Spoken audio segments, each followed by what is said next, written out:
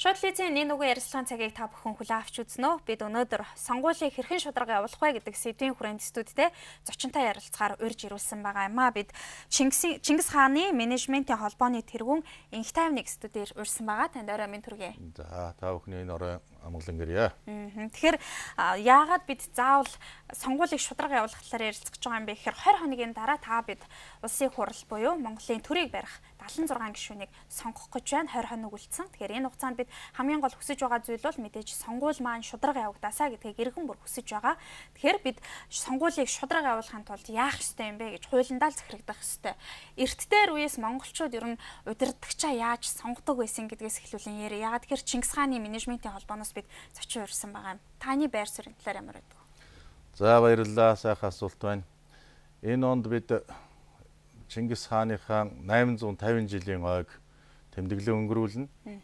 12 сарын 21-нд Чингис хааныг одоо ойг тэмдэглэхээр ингэж тогтсон байгаа. Тэгэхээр 850 жилийнх нь ойг бид юугаар бэлэг барьж өгдөх юм бэ манай монголчууд.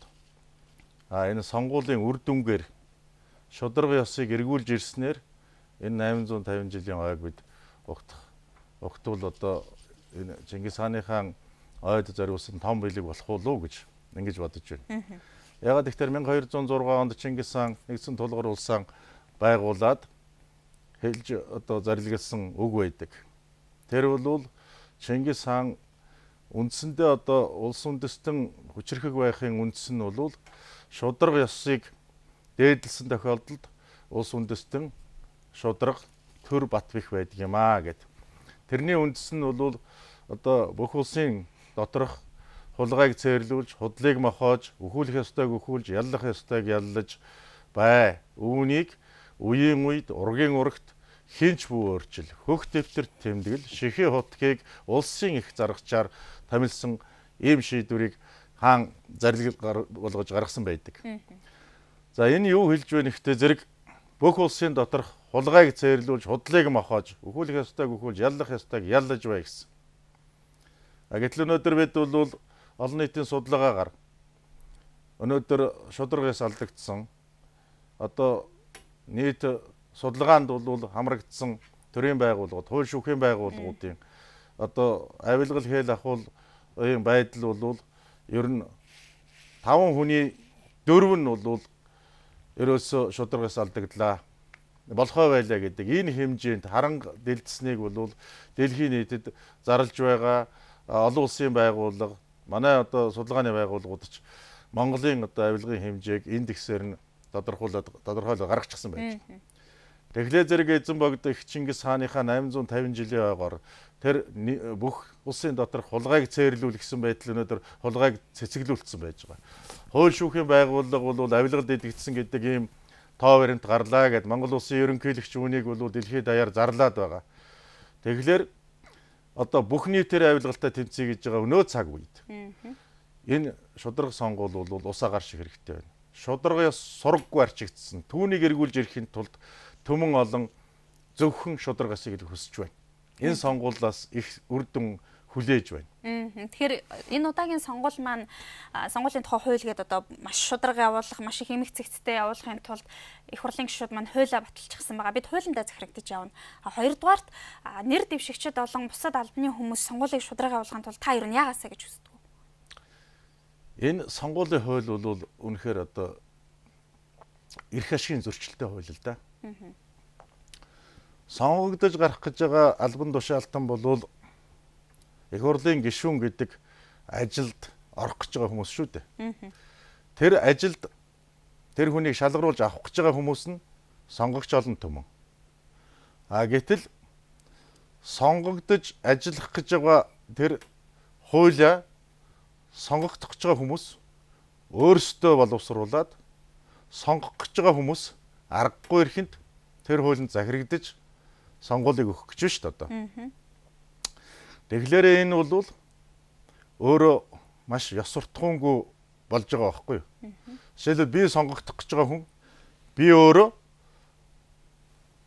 өөрийгөө одоо өөртөө ашигтай хууль хийж таарна шүү дээ. Ямар нэг албан газарт одоо ажилд орох гэж байгаа хүн тухайн албан газарт өөрөө одоо тэр албан газарт ийм шалгуураар ажилд авна гэж өөрөө нэг дүрм зохиочоод за энэгээр шалгаж та нар намайг ажилд аав гэв. Ингэж орж ирвэл зохимжгүй үст. Тэр талаараа бол энэ хуулийг буй болгосон хүмүүс хэрвээ энэ хуулинд бол ингэх ёстой. Эсвэл энэ хуулийг санаачилсан, хуулийг өргөн барьсан, хууль баталсан хүмүүс өөрсдөө энэ сонгуульд оролцохгүй гэж сонгуулийн хуулинд зааж өгөөд тэгэд орох хэрэгтэй байсан. Тийм хүмүүсээр энэ хуулийг батлуулах хэрэгтэй байсан. Тэгээгүй. Тэгэхээр энэ бол асар их эрх ашигын зөрчилтэй хууль. Нэг талаас. Нөгөө талаас энэ өнөөдөр амьдралд энэ харагдаж байна л да. Төрийн албанд ажиллах тангараг өргөсөн төрийн албан тушаалтангууд 6 сарын өмнөөс албан тушаалаасаа ажилласаа гарсан байх хэвээр. Тэгжээж сонгуульд оролцох хэвээр. Гэтэл тэр дотор нь бол бусад гэдэг нэг заалт оруулсан байна. Бусад гэдэг дотор нь ерөөсөө төсвөөс цалинждаг бүх ажилчид. Энэ 120-30 мянгаар цэцэрлэгийн багш нар, сургууль яашил цэцэрлэгийн багш нар, ихтэй сургуулийн эрдэмтэн судлаачид, эмч нар, эмнэлгийн ажилтнууд манай Монголын ард түмний оюуны сор болсон хүмүүс, сэхэтний давхар тэр чигээрээ бол сонгуульд оролцох эрхээ асуусан байна. Сонгогдох эрхээрээ сонгуульд нэрээ дэвшүүлж сонгогдох энэ эрх нь хасагдсан. Ийм хууль байгаа. Гэтэл тухайн хуулийг боловсруулсан хүмүүс энд оролцож байгаа нь маш ичгүүртэй явдал. Ерөөсөө ёс зүйн хувьд би их хурлын гишүүн гэдэг ажилд орох гэсэн юм аа. Тэгвэл тэр ажилд авах шалгуур нь ийм байх юм шүү гэж өөрөө биччихэд тэгээд нэг байгууллагт тулгаад тэгээ өөрөө сонгогдоод гарах ийм магадaltaй хууль хийж байгаа нь өөрөө шударгаас эргэж ирэхэд маш эргэзээтэй байдал үүсгэж байгаа. За нөгөө талаас бол өнөөдөр бид шударгасыг бэхжүүлэхэд хууль хяналтын байгууллага, шүүх прокурорын үйл ажиллагаа хамгийн чухал. Яагаад гэвэл хаана хэний эрх ашиг зөрчигдөж байна. Тэрийг хэрхэн шийдэж байна.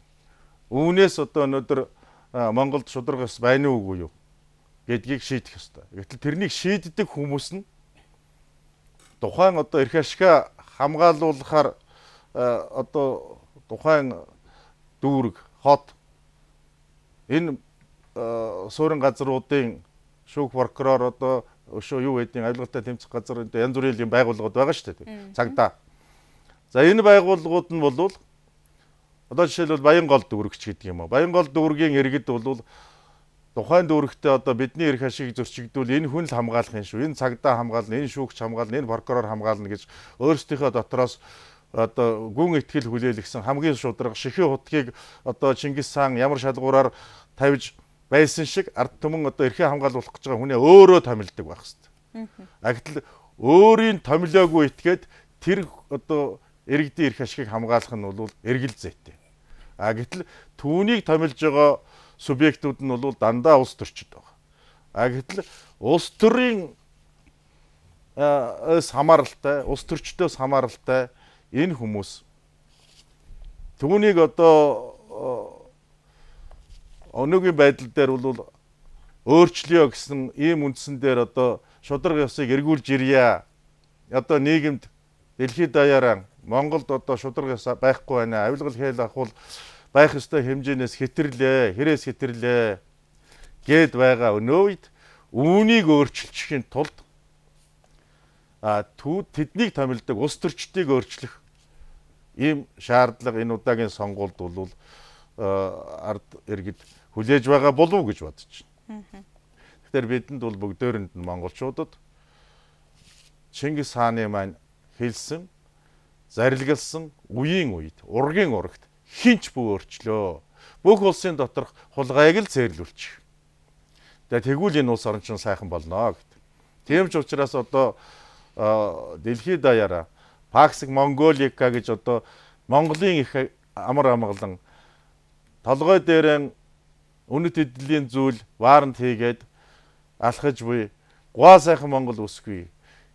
Эзэнт гүрнийх нь нэг захаас нөгөө зах хүртэл явхад хинч халддаггүй.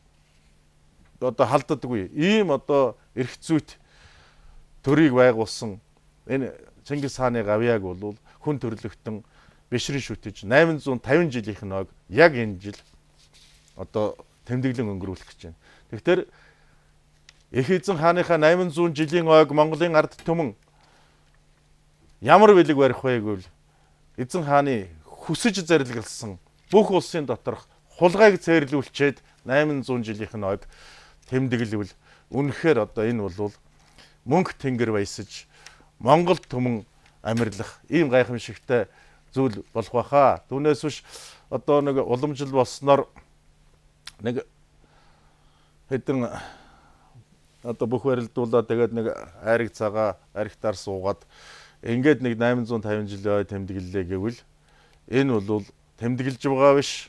Энэ бол их эзэн хааныхаа тэр зориж шүдний махаар хоол хийж, шүлсээр унд хийж, хээрээр гэр хийж, хэцээр дэр хийж тэр алд бие золиосонд нь тавьж ахуй төрийн төлөө зөвхөн чин сэтгэлээр зүтгэж байгуулсан төрийн өнөөдөр авилгалаас ангид ийм улс болгосны ийм ой болгож тэмдэглэх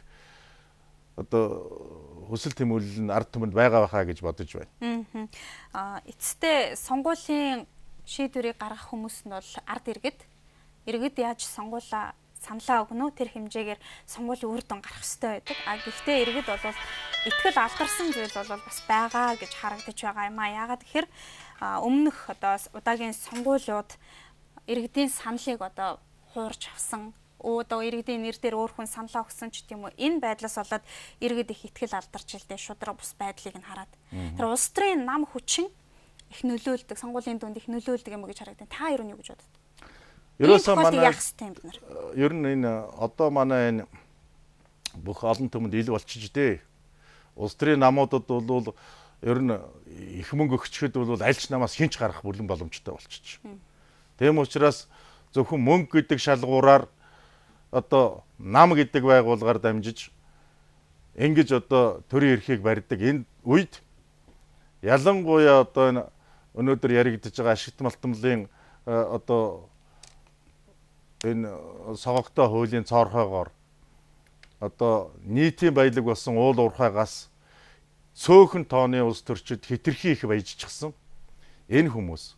За энэ хүмүүстээр үнэхээр төрийн нэрийн өмнөөс төрийн нүд жих хараа болсон энэ хууль хяналтын байгууллага гүйцэтгэх албаныхаа шугамар өнөөдрийн энэ Монголын төрийг мөнгөөр худалдаж авах энэ гэмт үйлдэлээс төрийн бүх хууль шатны байгууллагууд бол бүх хараа хяналтаан бол тавих ёстой.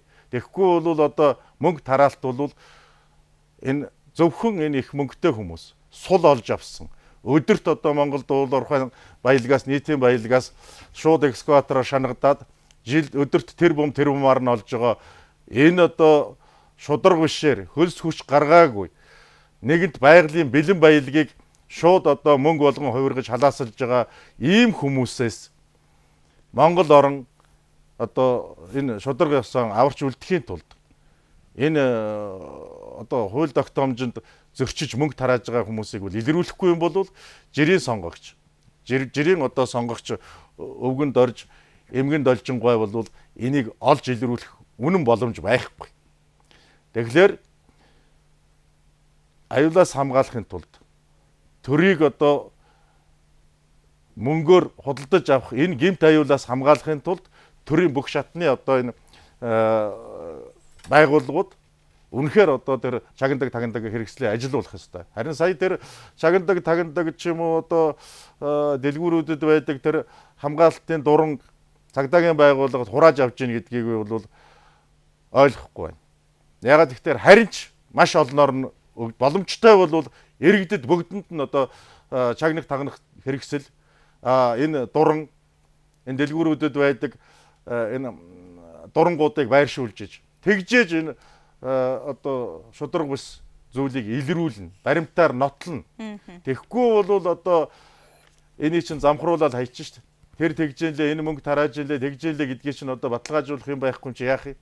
Тэрийг бичсэн сэтгүүлчд тэгэл буруутан болоод хүн гүтгсэн одоо шудраг улс төрчийг гүтгсэн болоод шудраг бизнесменийг гүтгсэн болоод ингээл өнгөрч. А үр дүнд нь юу болох вэ? Үр дүнд нь нөгөө мөнгө тараасан сонгуулийн хууль зөрчсөн этгээдүүд бол ялж авшаал дахиад одоо зориг бол одоо ер нь одоо энэ тэр бомтонгууд бол улам тэр бомтонгуудаас салъя гэж олигархаас салъя гэж бүх намууд ярьдаг, бүх ард түмэн хэлэлцдэг, бүх сэтгүүлчид ярьдаг. Тэгсэн мөртлөө одоо энэ чагнах тагнах хэрэгслийг бол ер нь чөлөөтэй зарах ёстой, зарахч биш үнгүү тарааж өгөх ёстой гэж бодож байна. Ягаад гэвэл зэрэг улс төрчдөөс тэдний томилсон одоо энэ гүйцэтгэх хууль хяналтын байгууллага цагдаа шүүх прокурорынхан тэд нар бол энэ ард түмнийг бол алган дээр байгаа юм шиг тагнжин чагнжин ил тод байна. Тэгээд өөрсдийнхөө эсрэг одоо хэрэг зөрчлийн илрүүлэх гэсэн тийм сэтгүүлч, тийм одоо ажилтан, тийм иргэдийн эсрэг бол чөлөөтэй одоо нухчин дарах бодлогыг явуулдаг.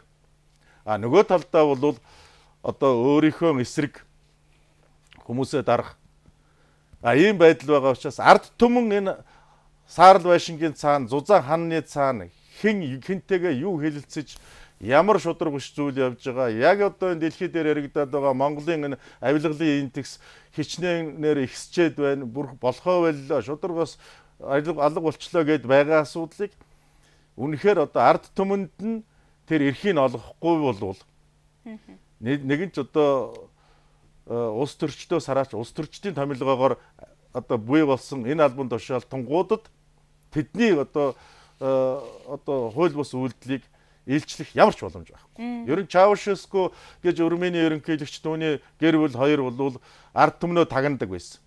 Бүх одоо энэ хүчний байгууллагуудыг гартаа барьдаг байсан. Тийм ч учраас одоо тэднийг бол ард түмэн нь олонний өмнө буудаж хороосон.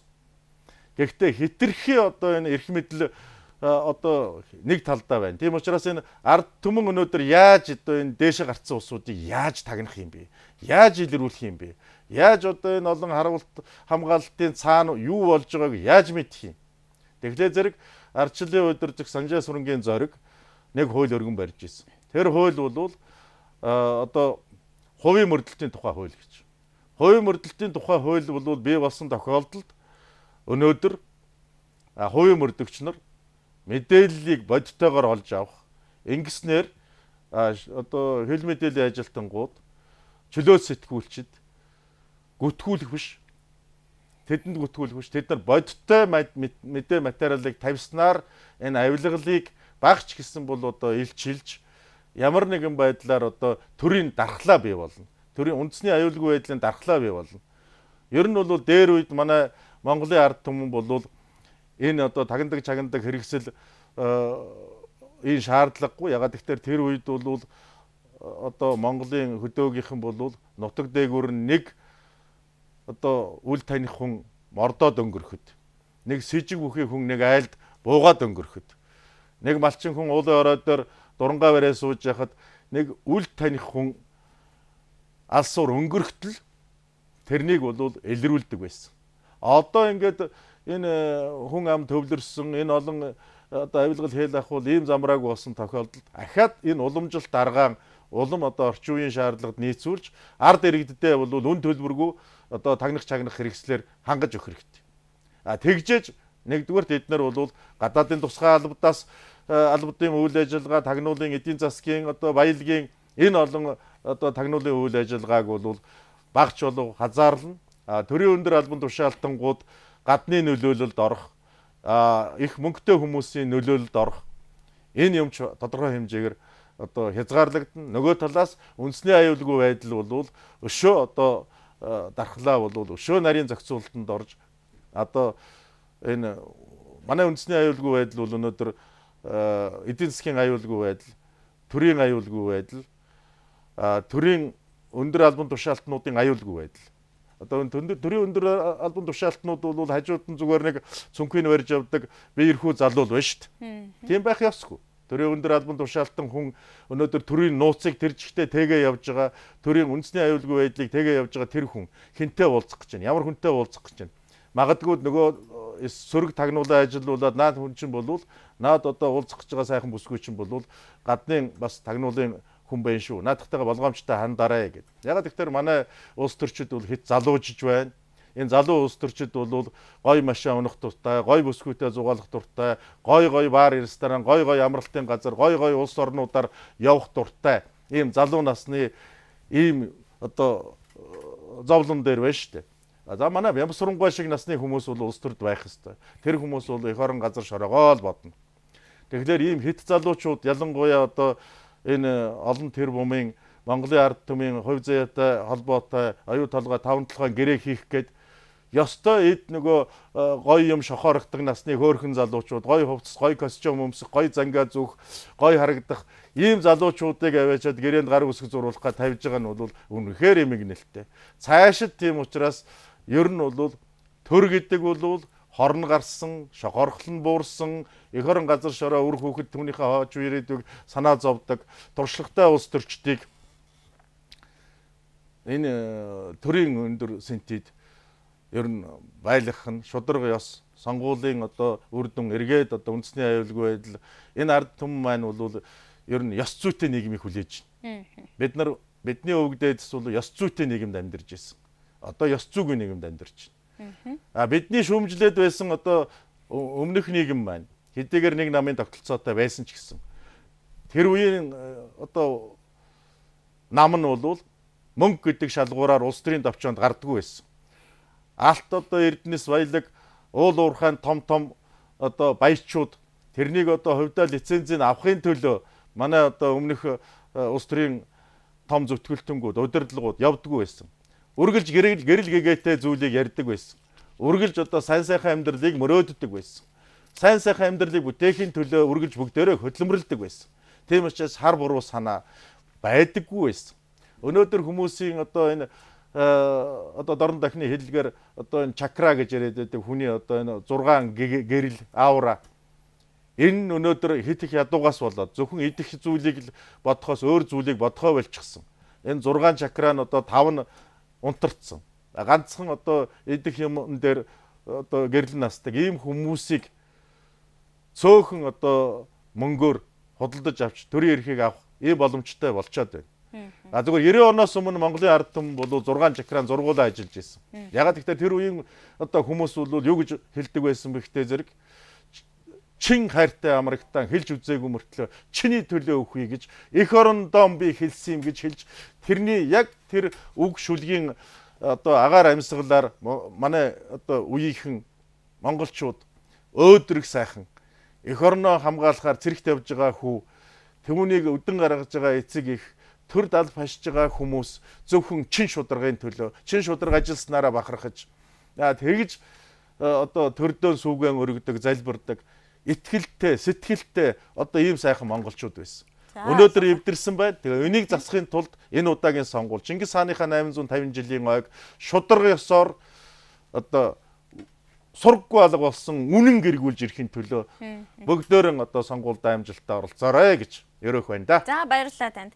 Үзэгч та бүхэн шууд телевизийн нэг ярилцлагын цагийг хүлээн авч үзлээ. Бид студидтэй Чингис хааны менежментийн холбооны тэргүүн инх тайвныг урьж за бид сонгуулийг шударга болгоё гэсэн юм сэдвийн хүрээнд ярилцлаа. Танд баярлалаа. Хөтөлбөрийг үргэлжлүүлье.